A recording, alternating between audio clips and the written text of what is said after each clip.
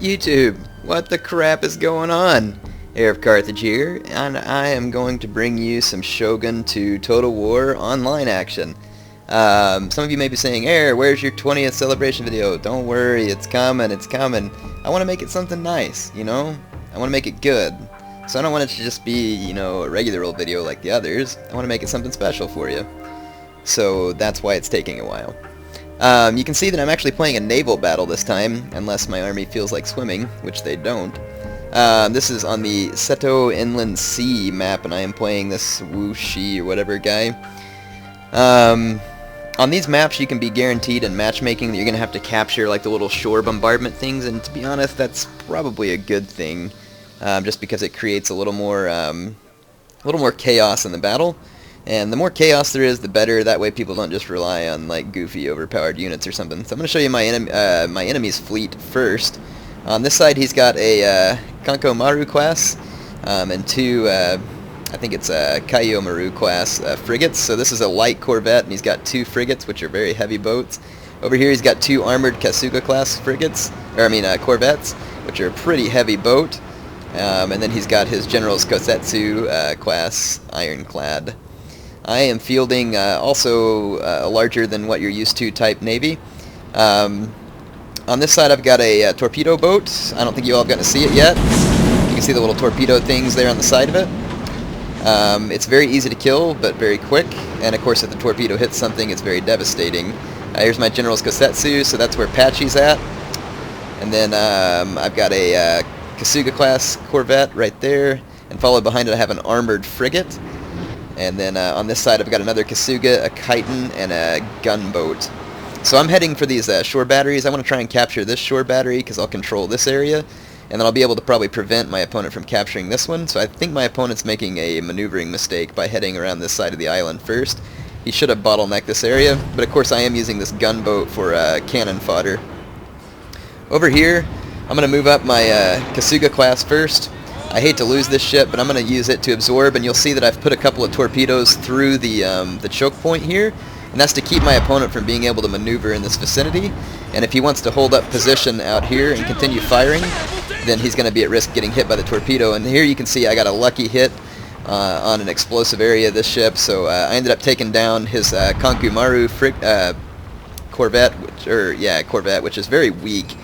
My opponent was quite displeased with that, which is understandable. That kind of stuff happens, but it was a very weak ship, and you really shouldn't expect much different. Here, one of his armored frigates is on fire, but you can see that two frigates firing on my Kasuga class is going to cause me pretty extensive damage. So my Kasuga is in trouble. Over here, my gunboat's withdrawing. It did what it was supposed to, which was absorb enemy fire. And actually, when they rout, they'll continue to take enemy automatic fire. Now notice here, my opponent either hasn't watched and doesn't notice, or can't move a ship in time, but my two torpedoes that I launched earlier are going to end up serving the function that I had hoped. Both of them are going to score a direct hit on the bow of this frigate. So there you go. I was hoping that it would bust it in half and completely sink it, but it scores basically a kill shot, takes out more than half the crew, destroys over half the guns, and leaves the boat about to rout. You can see the little string of men in the water drowning to death. So my torpedo boat has done extremely well. Now one of his ships exploded, one of my ships just exploded too, except I lost a much better ship than he did. I just lost a, no, that was my Quitin. It was a little bit better than what he lost, but I lost my my light corvette. So over here I'm left with this Kasuga corvette to help protect this vicinity. My opponent's ships are coming into a choke point, and I'm hammering the enemy admiral ship right here pretty good. I've got armor-piercing shot on it, and then I'm capturing this, that must have been another Kasuga class or another Quitin I lost there. I'm not sure which one it is. Anyway, I'm capturing this coastal battery just to make sure my opponent can't retreat back around this island. And like I said, I've got my guns trained, so my opponent made a maneuvering mistake here. He should have fought for these choke points, but he did not. Over here, I think that my general can handle this last armored frigate, or at least hold it off, or this last frigate over there, and I'm going to take this frigate and make a run for this other battle. Over here, I've got my torpedo boat speeding into this vicinity. The torpedo boats, they fire in a straight line. They're not guided torpedoes, of course. So here you can see me overheating the engine, so I build up some speed, because I want these torpedoes to be going fast. and then I'm going to pull off. So I've launched another set of torpedoes, and you can see that on a straight line they're going to be heading out here, and once again going to cause my opponent to have to maneuver.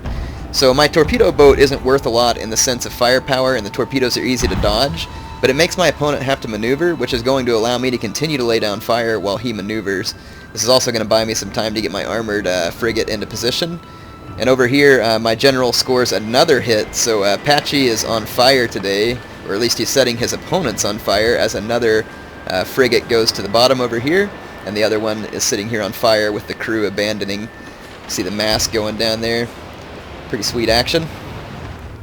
Let's go back to this side. You can see that my Kasuga is on fire. I have my men repairing it though, so hopefully we can get the fire out. If you do not put the repair mode on and start trying to put the fire out, you are liable to die.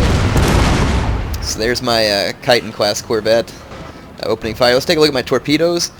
Again, it forced my opponent to maneuver, and here I have a very narrow miss with my torpedoes, but unfortunately it is a miss. But again, you can see that my opponent has to continue to maneuver while I can continue to line up my ships into a better position. Now these are armored Kasuga class ships, so I'm using armor piercing shot rather than explosive shot. Although explosive shot can sometimes still do the job. Right down there I'm throwing down the quick reload on my corvettes, and I've also used a retainer to increase the reload speed of my corvettes. So my corvettes can put down quite a lot of fire, and pretty accurate fire. And you can see that they are in fact devastating these boats. And now that my armored frigate has opened fired and killed that ship, my opponent does the honorable thing and rage quits, which seems to be the thing to do on Shogun 2 these days. So let's end the battle so that we can take a look at the statistics. Hope you all enjoyed that. Some of you have been asking me to do some naval battles. It's been a while. I finally got one in, and I thought it was pretty awesome that I hit that boat with the torpedoes also. I didn't actually expect to get any hits with the torpedoes. It was mostly just a tactic, like I said, to force maneuvers, because I knew that the map was going to have choke points, and I figured the torpedoes would be helpful. So if my opponent positioned his boats in a choke point, I could torpedo him, or I could just shoot the torpedoes through and force him to not be able to position in that area, thus allowing me to break through. It was a risky maneuver, and you know, my opponent rage quit there. He got mad about stuff exploding, but you know, one of my ships exploded too, and you know, it's just the risk you take in this game. I've noticed a lot of people seem to rage quit at Fall of the Samurai. They get so mad, and then they curse at you and stuff. Now this guy didn't curse at me, but they get mad, and what they don't realize is that Fall of the Samurai is horribly glitched, and I just mean horribly glitched. In the naval battles, you really never know what's going to happen. Now, I think it's fun, because you really never know what's going to happen, but people playing it on like the super competitive mindset, it ticks them off bad, just because you never really know. I mean, sometimes your general will pop off the first shot and explode some of the enemy ships. It's just how it works. But yeah, the game's very glitched. The attack orders on land battles are glitched. The firing mechanisms are glitched. Like, it's very weird. You really, I mean, so Fall of the Samurai can be very up in the air. You can think you're winning a battle. Oh, whoops, I picked the wrong one. I'm going to stop recording and come back when I get to the right. Alright, here we am with the right footage. This is going to be a land battle on the Naval map. I'll explain more about it as we get going, but I want to pick up that conversation of how people get so mad. I think when you play Fall of the Samurai, if you want to enjoy it, you just have to realize that the game is very glitchy. The troops reform weird. The firing mechanics are weird. When you click an attack order, sometimes your guys won't fire until they get to like point blank range. It's just weird. And the best way to win at the game is to understand those glitches, but even still, sometimes things just work against you. I've noticed the morale is strange sometimes. Like, it's just strange. And it's hard to explain. I think it's just because the firing mechanics happen so fast in the game that it just works weird. Now, is it fun? Sure, it's fun. I enjoy it, and I actually like the campaign better than the multiplayer. But you know, it's still fun to play. But you just have to realize that, you know, you're not going to be able to count on like certain mechanics to bail you out every time. So anyway, here's my army. There's some Tosa riflemen up front. I've got 4 white bears. I think 2 of the, or actually I think all 4 of them are vets. I don't remember. I've got some Imperial Guard infantry there, and I've got my French Marines, so Infanterie des Marines.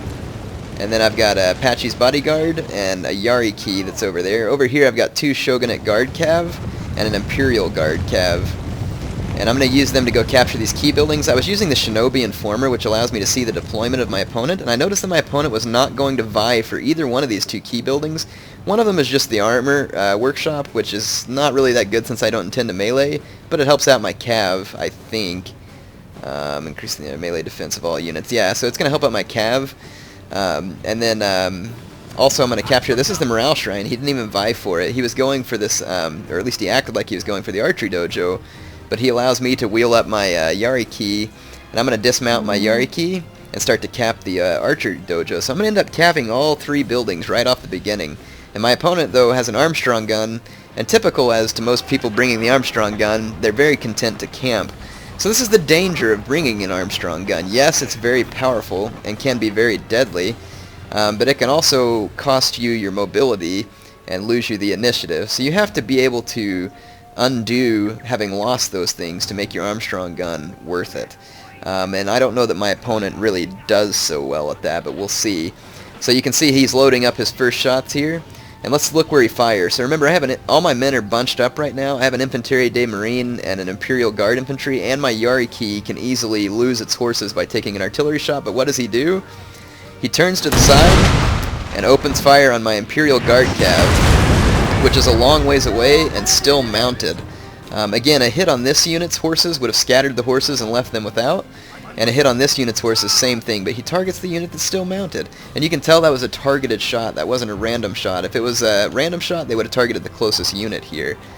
So my opponent completely misuses his artillery, wastes a second shot right there, and at this point I have capped every building with the exception of the workshop, which is shortly to be in my possession. So now the 10-minute counter is about to start. And my opponent finally takes a shot at my Yari key, but after I get them remounted, so completely blows an opportunity there. So let me say this, if you're going to bring an Armstrong gun, because they are extremely overpowered, use it right. I mean, it's a 1700-something Koku unit when it's all tricked out like this guy's is, and he's just not using it very well. Am I saying this to be mean? Yes, I actually am kind of saying this to be mean, because my opponent was a jerk in this match. And I'll explain that later. I normally don't say things to be mean, but in this case, I'm definitely going to be mean. Because I think he earned that respect at this point. So now I have the Archery Dojo and the Morale Shrine, puts my opponent at a massive disadvantage, but he's still got a lot of troops, and they're not bad. It's just that I have a lot better stats going on, and again, remember, the morale, because of this Armstrong gun, is going to hurt any of my troops that it's hitting and can cause easy routes. My opponent doesn't want to attack, which is understandable at this point, because if he comes head-on at me with these red bears, he's going to get absolutely thwacked. So I'm going to use my Tosa rifles. I'm going to scoot up, try and draw some of the artillery fire, and also try and start beaning some of his units. Now, if my opponent chooses to shoot at my Tosa riflemen, he's again wasting his artillery shots. Yes, they're an expensive unit, but they're in loose formation. And he's got cavalry, obviously. They're just hidden right now. He could use cavalry to help chase these guys out, and he needs to be targeting his shots at my most expensive units and forcing me back so that he can recap these buildings. But again, he's choosing to shoot at my unit that's in loose formation that's going to take the least losses from his artillery, and really doesn't pose a super significant threat to his army. You can see here that the difference in range between 125 and 150 is important, but for the Tosa rifles, they don't have the manpower to stay in a fight for an extended period of time. So right there, I ended up taking some massive losses, but I mean, they're kind of serving their purpose at this time. So I'm going to make a run for my opponent's Armstrong gun. I know his cavalry is back here, so I'm just kind of moving forward slowly. I'm expecting that they're somewhere right in this vicinity. But yeah, I have 2 Shogun Guard cav. They're very powerful. They're not like super great. I mean, an upgraded Yari key can be just as good sometimes, but they have better morale than a Yari key, so I'm kind of hoping that they can kind of hold their own. And I've got my Imperial Guard cav, and right here I'm kind of maneuvering my Tosa rifles into a position to fire. What I really should have been doing was focusing on my cav right now, but I wanted to put pressure on my opponent from 2 sides. So I'm moving them forward and moving my cav, but my opponent gets the pounce on me right here, which was bad. I really needed to get the charge. I should have spread my guys out a little more. He goes straight for my Imperial Guard cav, though. Again, very strange move. Ignores my most powerful cav, goes for my weakest cav, and ends up losing a fair number of horses in the process. And then he hits his own guys with an artillery shortfall here as well. So he's firing an artillery into a blob of his own cavalry. I haven't seen too many smart moves on the part of my opponent yet. So I noticed that he's really trying to attack my Imperial Guard cav, so I start to run it away, hoping that his cav will follow and give my Shogunate Guard cav a chance to start whipping up on his. So here I take my my Imperial Guard cav forward, I'm going to chase his general off, get a few kills on his general. Looks like I killed quite a few of them there, 9. And then I'm going to make a run straight for his Armstrong guns. So I'm going to make my opponent pay for all these weird moves that he's making. He's going to try and reinforce with infantry, but he's not going to be able to do it quick enough to prevent himself from taking some pretty significant losses. So you can see his Armstrong guns have already lost 8 men. So I end up causing them some damage, and then his own guys are going to start shooting in there, which it's possible to hit his own guys at that point as well. So you can see that his Armstrong guns are now fixed artillery because the horses have walked off, and they've taken pretty substantial losses. They're down to 15 men. His cavalry takes substantial losses. So even though he had more cav than me, he loses a great deal of it. He's got 2 Yariki left, and he's got his general, but he basically lost everything else there. He's got this one beat-up Yariki. And his Armstrong guns took massive damage, but they do still have enough men to man them. So they can continue to fire. But, like I said, very strange deal there. My opponent just made all types of mistakes with his infantry. You can see that I had moved up my Tosa riflemen. I'm continuing to harass him. The Tosa riflemen really aren't super useful on flat ground like this. Where Tosa riflemen excel is on forested maps because they can shoot while hidden. And this makes them extraordinarily deadly because your opponent has to come within visual range to actually strike back at them. So Tosa Riflemen and Yuga Katai and all those units are most useful on forested maps. Now there is some forest on this map. It's just that the fight is taking place in the open. It was a risk that I took to bring Tosa Rifles, and it may or may not pay off here. So yep, that's basically what's going on. And again, my opponent's artillery is firing at my White Bears. Cheapest units I have out here. Infantry de Marine at, I think it's 1700 something Koku, 1280 Koku Imperial Guard Infantry, and he's shooting at my White Bears. Doesn't make a bit of sense. So I'm going to get my Tosas up, start skirmishing again. I'm feeling really confident at this point because I have all 3 buildings. However, my opponent is finally going to make a smart move and come over here and take away these buildings from me so that the timer stops. At this point it was down to about 5 or 6 minutes, so he still had a little bit of time left. So he's going to come over here, but instead of capturing these buildings, because I don't have any cav to chase him down, instead of capturing these buildings, he just takes them away from me. Again, very strange moves on the part of my opponent. And remember, this is a guy who at the end of this match does a whole lot of trash talking towards me. But yeah, anyway, so here's some of the strange fire mechanics I was telling you about. My Infantry de Marines, they shoot, and then while the enemy's reforming, all of a sudden they stop shooting, even though they were still in range, so I have to move them forward again. It's just, like I said, very odd the way the units behave on this game.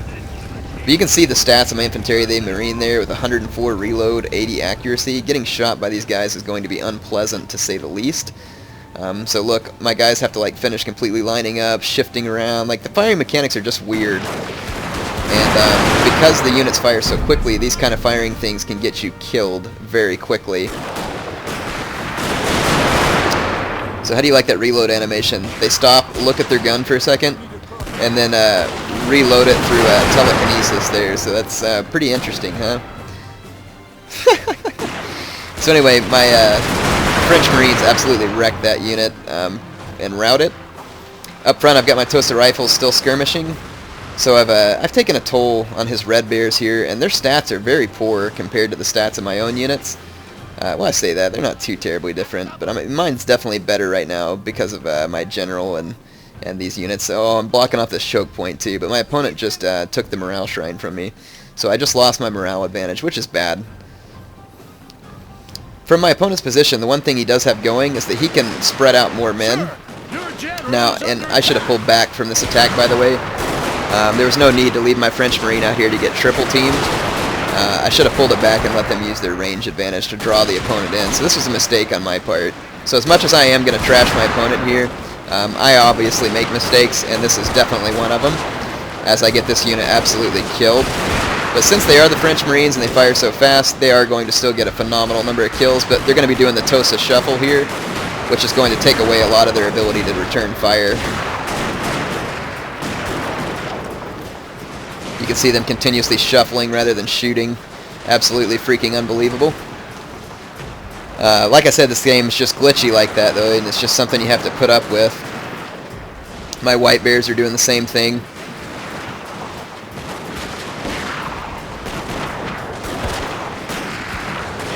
So you can see my guys have a hard time returning fire, and since his guys aren't reforming, they're getting more shots off than mine. So even though mine have better reload, my opponent's getting more shots off just because of the weird reformation things that's going on with my men. Like I said, this game's very strange. So where I had a clear advantage, my opponent all of a sudden just completely beats me back. Just because my men were doing that weird reforming thing. Now fortunately my Infantry de Marine took down over 200 men before it died, which was good. But now my opponent actually has an advantage. He's taken the buildings away from me. I still have the archery dojo, but now I'm at a numeric disadvantage just because of everything that happened. I'm going to pull my Tosa rifles back. I put them in the woods to help protect them from a little fire. I still have a Yari key hidden right here. I've been saving it for an important moment, which I feel is soon. So I pulled my men back, allowed them to get some first shots. This is going to force my opponent's guys to start reforming a lot and should give me the advantage. Again, the weird firing mechanics in this game can be quite a nuisance, but it does seem that his guys do better at not reforming. My guys seem to reform quite a lot.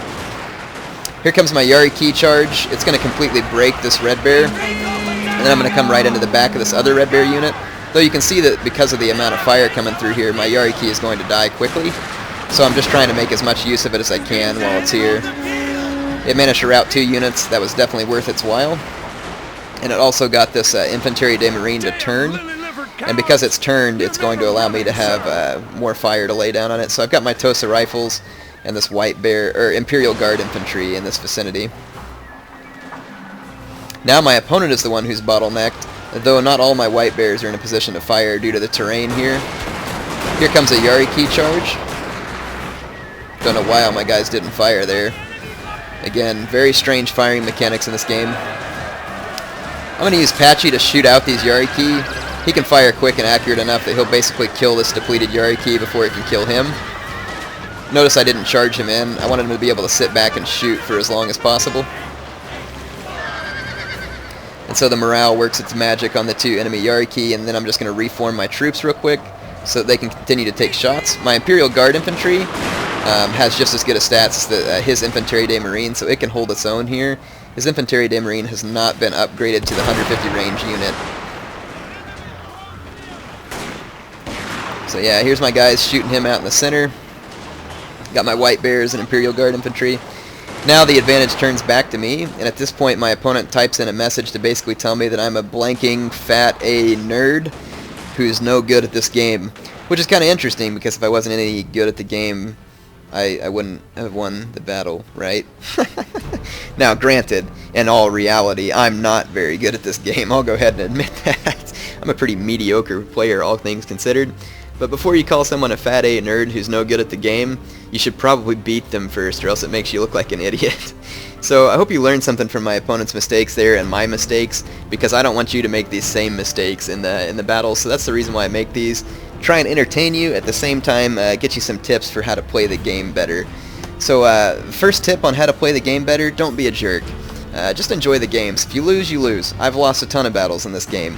And I've never, well, I don't know, I think I've lost my cool once, but I've never cursed anybody or called them names like that. But even me, you know, I know how it is. You can lose your cool, but, you know, just try and have fun. That's the best thing you can do, is just try and have fun. So you can see that my opponent had more men than I did, but I ended up winning the battle. The reason he had more men is because I brought that Tosa rifle unit and also the Imperial Guard infantry and the Infantry de Marine, and I had more expensive cav as well. So my army was based on higher quality. My opponent's was more men, artillery, and basically that was his idea. He's bringing cheaper men so that he can afford the artillery. It's a fair strategy. It's just that his infantry is not very good, and in the end they ended up paying the price for it. Hope you all enjoyed these battles. I will be back soon with more. By the way, I hope you enjoyed my Rome 2 trailer. Now, I know not all of you are Carthage fans, so that's okay if you want to leave your own little trash talk about how Rome is going to take out Carthage. It's all in good fun. So in any case, for those of you who also said, I really hope they release Rome 2, the reason I did that Rome 2 trailer is because they have officially announced Rome 2 Total War. So if you're behind the times, go out to TotalWar.com and check it out. Rome 2 Total War is due for release in 2013. It is official. So that is why I made the trailer. So, and yes, I will be doing a Carthage campaign first thing whenever the game comes out. So I'm very excited about it. I will have a video soon to explain kind of my thoughts and hopes on that. and we'll have some fun with it. Anyway, Air of Carthage signing off for now.